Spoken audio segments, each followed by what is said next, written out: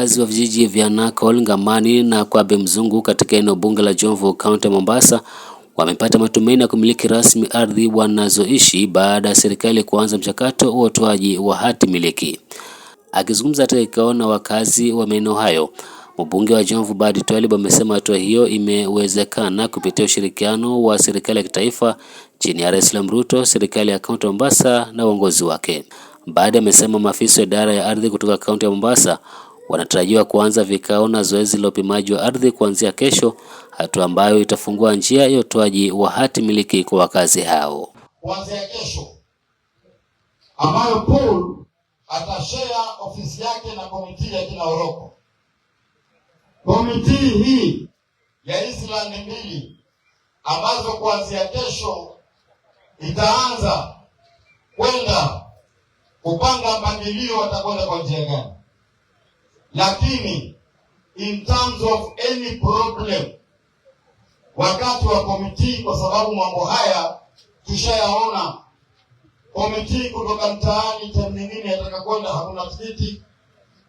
Ukiangalia photocopy pia kupita ni mtu ajitolee mwenyewe, atake kuangalia makaratasi haya ni mbio huku na huku.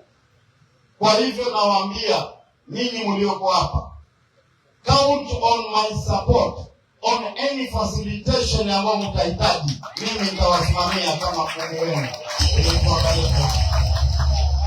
Kwa upande wake, waziri wa ardhi kaunti ya Mombasa Mohamed Hussein Mohamed amesema serikali ya kaunti imejitolea kuhakikisha zoezi hilo linafanyika kwa uwazi na ufanisi ili kumaliza changamoto ya umiliki wa ardhi ambayo imekuwa ikiwasumbua wakazi kwa miaka mingi.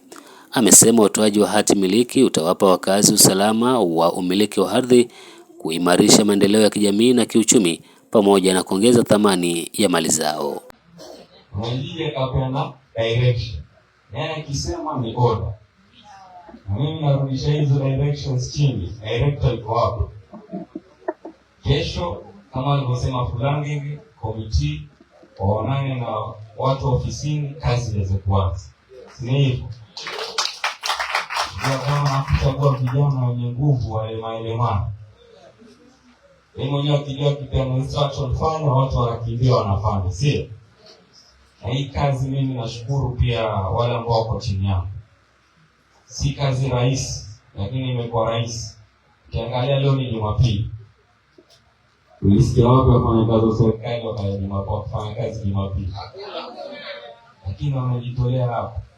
Kuna chief officer anayependa watu, director anayependa watu, maofisa wenye utu, sio? Lakini wako hapa kwa sababu kuhakikisha shida za watu zimetatuka. Kamati iko ya Metro Settlement Executive Committee ambayo tunaambiwa bwana Oroko tunamuona siku ya kwanza. Yeye ndio anasimamia. Sasa atatupatia ile kamati yake ambayo tutakutana na wao hivi karibuni, tuanze kupanga vile tutakapokuja kwa ground kuanza hii kazi. Mara nyingi tutawaita kwa mkutano, kwa sababu tukipanga lazima pia wewe ujue vile umepangwa, sivyo? Kwa ground tutakuja uangalie kama nyumba yako iko kwenye ramani. So tukikuta kwa mkutano, njoo, usikatae kuja, kwa sababu baada ya sisi kupima na kupanga, baadaye pengine utakuwa na hiyo njia ya kuja tena kurekebisha kama kuna mambo ambayo yatakuwa yameenda sawa. Mimi ni Ali Vincent.